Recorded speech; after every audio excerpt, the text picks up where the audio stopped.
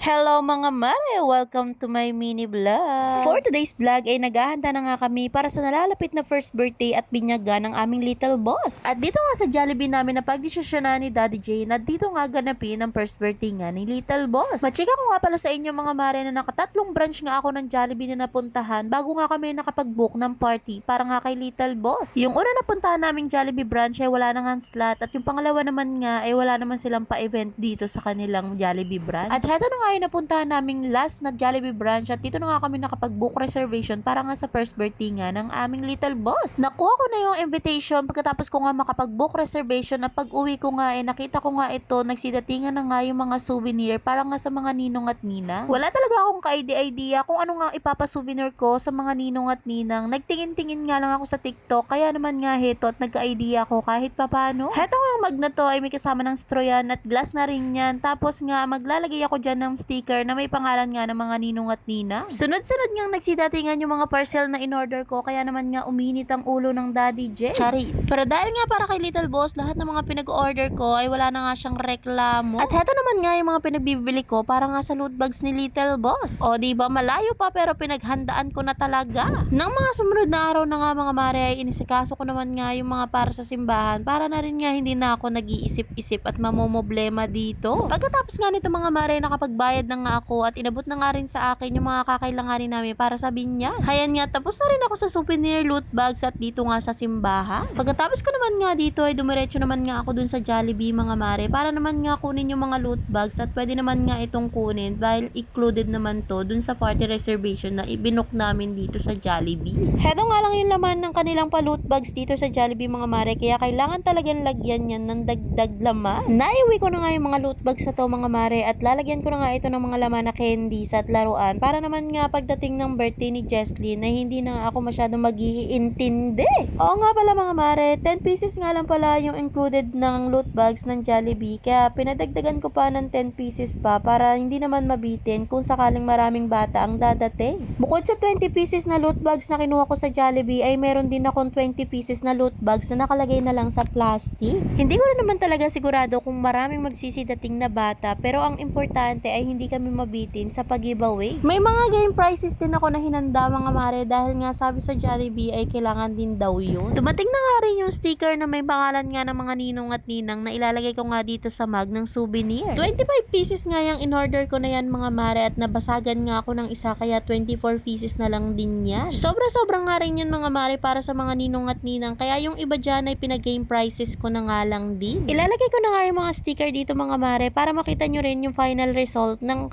aking souvenir. Naglagay nga pala ako ng shredded paper dito mga mare para naman medyong syala tignan tong ating mug. Charis. Dito talaga ako natagalan sa pagkabit ng sticker mga mare kaya ilang oras din ako ditong nagkakabit. Alam nyo mga mare, worth it talaga yung pagdi-DIY souvenir ko na to at talagang napakaganda ng magiging result nito. Hindi talaga ako nagsisi na nag-DIY ako ng souvenir para sa mga ninong at ninang kasi kung titignan mo to parang hindi ako nakatipid dito sa resulta. O tignan nyo to, heto na yung final result. O diba ang ganda? Sinaga ko talaga na matapos ang souvenir ng mas maaga kaysa naman nga kung kailan malapit na yung birthday at binyag ng aking bunso tsaka pa ako nagkakanda o gagawin to. Tignan nyo mga mare, ang ganda ng pagkakagawa ko sa ribbon. Sariling sikap lang yan. Napanood ko lang yan dito sa tutorial sa TikTok. Sulit at worth it talaga ang pagod dahil pagkatapos ng binyag at first birthday nga ng aming little boss ay wala na nga kaming pabinyagin next year.